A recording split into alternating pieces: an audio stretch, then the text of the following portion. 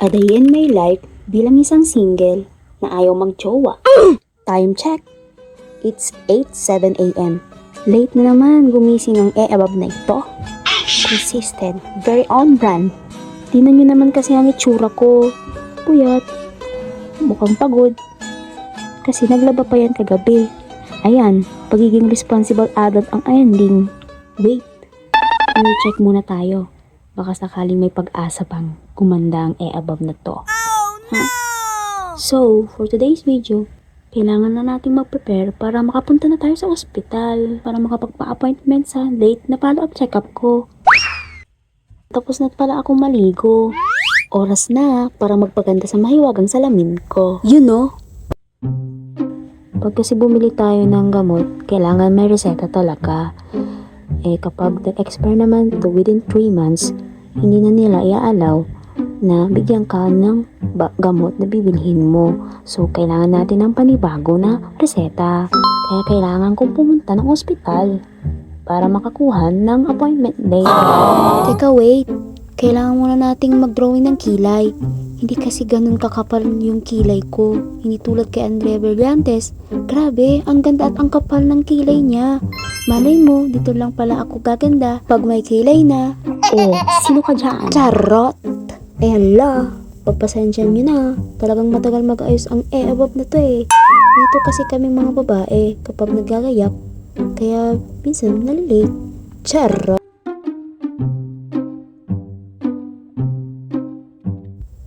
So ayan na, ibabalot ko na itong nahiram kong pressure cooker sa kapatid ko. Isasabay ko na rin siyang dalhin papuntang ospital para hindi na ako pabalik-balik sa bahay. Para after sa ospital, diretso na ako sa bahay ng sister ko at maibalik ko na rin ito. O diba? Isang lakad, maraming ganap. So tara, let's go. Habang sinasamahan niyo ako sa gala ko, kailangan niyo ring sumabay sa hagdang challenge natin. Oh no! Shortcut way kasi to, kaya may 140 to 150 steps tayong aakyatin. Medyo hingalin, pero tara, sabayan niyo akong magbilang. 10,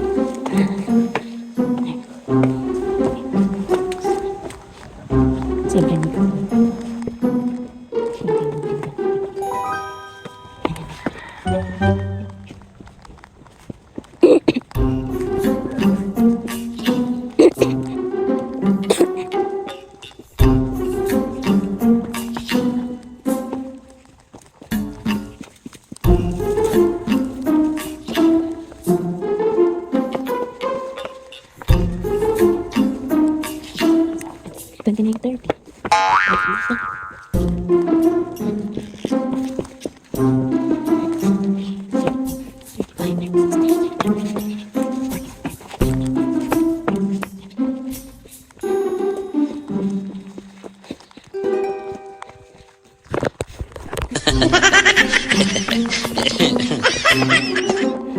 Ay,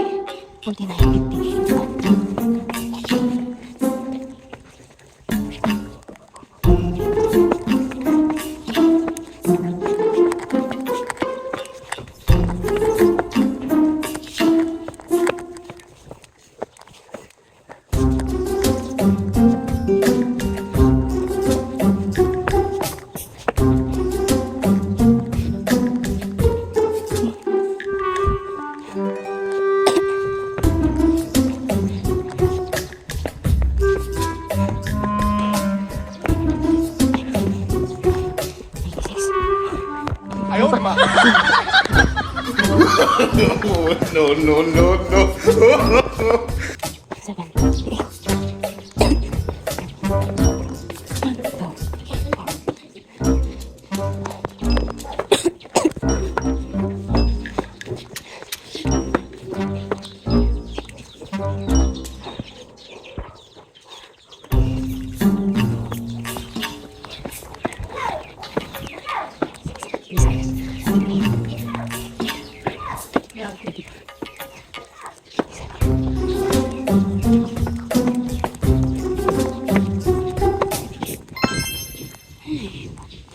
Oh, napagod ba kayo? Nakakahingal, no? Yan kasi araw-araw na exercise ng binti ko. At sanay na kasi ako sa matarik. Taong bundok kaya to. So ayan na, on the way na ang e-above na to sa antayan ng service. Konting antay na lang at makagora na tayo. Habang nagaantay, mirror check muna, baka kasi may muta pa. Charot! At ayun, nandito na nga yung service. Tara, let's go, mga ate at kuya.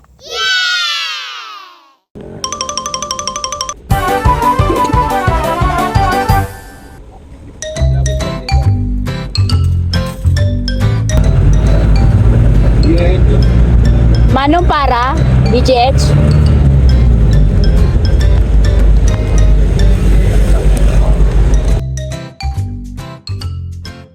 Finally! Andito na ako sa tapat ng ospital.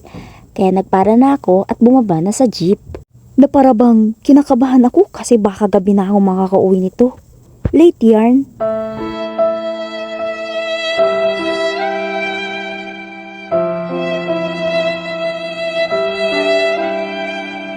May lang. Strong woman, independent kaya to. At eto na nga, dahil tatapat na ako sa pedestrian lane, bago tumawid, anong unang gagawin? Syempre, tingin sa kanan, tingin ka din sa kaliwa. May ka dyan. Iwas muna tayong maging memory na ingat lang sa sasakyan. Mas masakit na nga yung iniwan. Kaya, wag na dagdagan. Hugot yarn. At malapit na ako sa station kung saan ako pipila. Pero teka muna, kailangan ko muna magtanong. Baka kasi naiba na naman ang proseso kung paano pagkuha ng appointment date.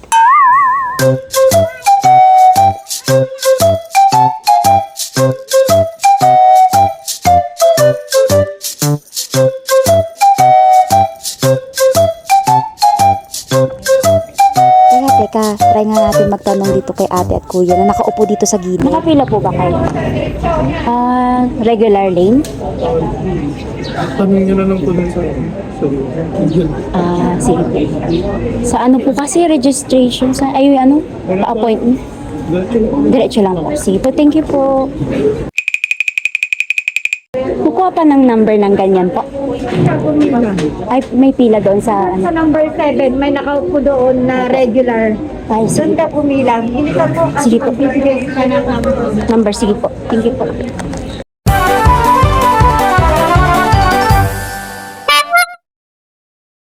Try nga din natin dito magtanong.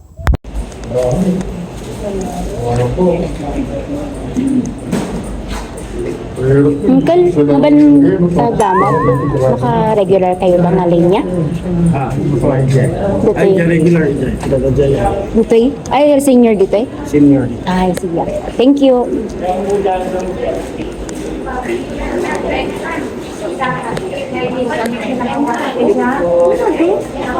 Ate, pwede pag magtanong po. Dito po ba yung regular lane ng yung sa may appointment? Appointment, wala ka pang number. Opo, wala pang number. Naka sa station 8. Doon sa station 8, kukuha ka ng number. Yung ganyan, yung... Kasi lang magpapa-appointment. Uuwi ka pa lang ng number, tapos Pipila ko dito? hindi. Tutubayan niya doon sa station 5. Hindi, dati na po akong pumipila po. Parang pipila lang ako para magpa-appointment. May na ako. Number na. Dito ka na.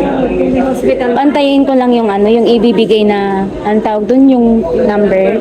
Opo. Mamaya po, bibigay sila dito. Siguro. Sige po, thank you po. Ang kapuntawan na eh. Opo, sige po, thank you po.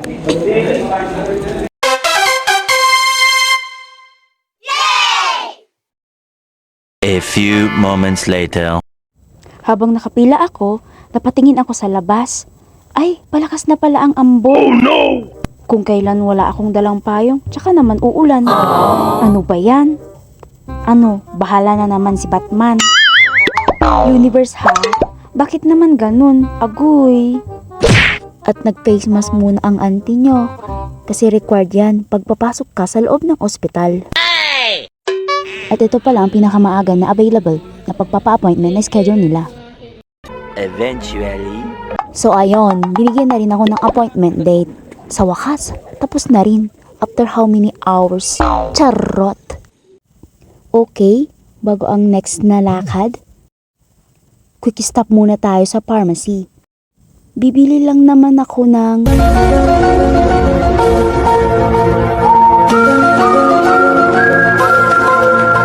ano po, atorvastatin po na 20 mg, yung generic po. Eme lang. Akala nyo yung PH care, no? Anuhin ko naman yan. Maintenance na gamot ko lang talaga ang bibilihin ko. Apixaban, yung Apiclot po. Tig po 5 mg po. 5 na piraso po. Levetiracetam po na yung generic, 10 po. Bale, good for 5 days lang muna yung binili ko. Hanggang dito lang kasi inabot ng 500 pesos ko. 3 klase ba naman yung iniinom ko? Wala eh, pang lifetime maintenance na talaga to. Yung 2 klase, twice a day. Yung isang klase naman, once a day lang. Pang bedtime siya. Uy, sosyal. Yan tuloy, ending, 400 plus agad, aray ko. Ang sakit mo sa bulsa?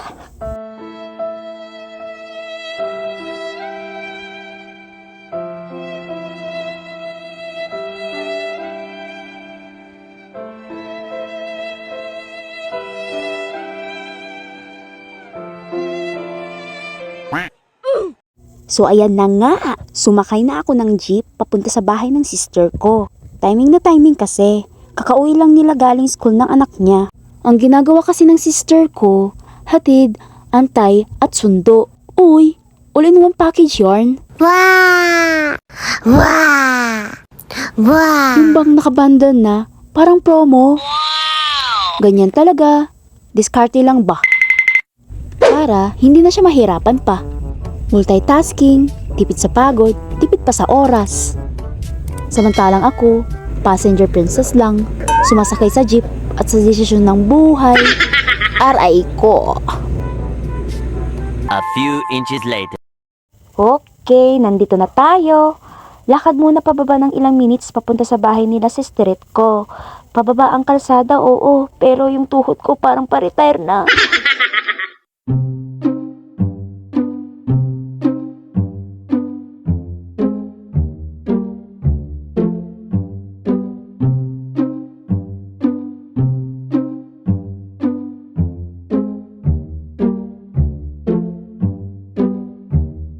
So ayun, nandito na ako sa wakas. Sinalubong na agad ako ng 2 bulinggit na makukulit. Si mami mo? Patos? Oo. Dakay ka tumaan. Nako. Dakay ka tumaan. Ano yan, sapatos? Bago? Kinakaan. Uy, bago? Bakit tayo? Ang saya-saya ko nung nakita ko sila. Parang nareset yung pagod ko ba? So habang andun ako at nakatambay saglit, nagkikwentuhan kami ng sisteret ko tungkol sa kabilang mundo namin. Mundo na puno ng issue ba? Yung tipong akala mo teleserye, pero totoong buhay pala. Eme lang. Reply, ma'am. Kaya dyan to iter. So habang nagchichikahan kami, eto na, pinupunasan ko na tong nahiram kong pressure cooker niya para maitago na niya ulit sa lagayan. Sobrang ganda nitong pressure cooker niya. Bigla tuloy akong napaisip. Pressure cooker pa lang, na-pressure na rin akong bumili. Sana all. Kailangan ko na rin ata nito sa buhay ko. Sa mga nagtatanong pala kung saan ito mabibili, sa Shopee din daw ito niya nakuha. Pero doon sa legit shop na napagkuhanan niya, sold out na siya. Parang puso ko, laging out of stock sa mga crush. Kaya antay-antay na lang tayo. Baka sa next stock, maka-order na rin tayo. Eventually. So, tapos na ang chikahan. After how many hours? Eme! At nakatulog na rin yung isang bulinggit. Kasi, pagod nakipaglaro sa labas. Ako naman, kailangan ko na rin magpaalam kasi gabi na. At kailangan ko nang umuwi. Dahil maaga ang duty ko kinabukasan. Bye-bye! Bye-bye, Junsin! Pagod! Naglaro! Ganito talaga ang auntie nyo.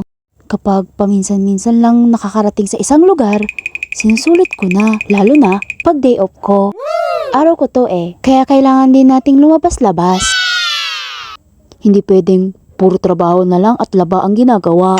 Simple lang din naman ang buhay ko, kahit mag-isa, basta lumalaban. Kaya laban lang, kahit walang ka-holding hands, tuloy pa rin ang lakad. Sa buhay, tulad ng pag-ibig, kailangan ipaglaban. Pero sa ngayon, sarili ko muna. Shoutout nga pala sa mga kapwa kong small content creators at sa mga gumagawa ng simpleng vlog. Tuloy lang tayo sa paggawa ng content.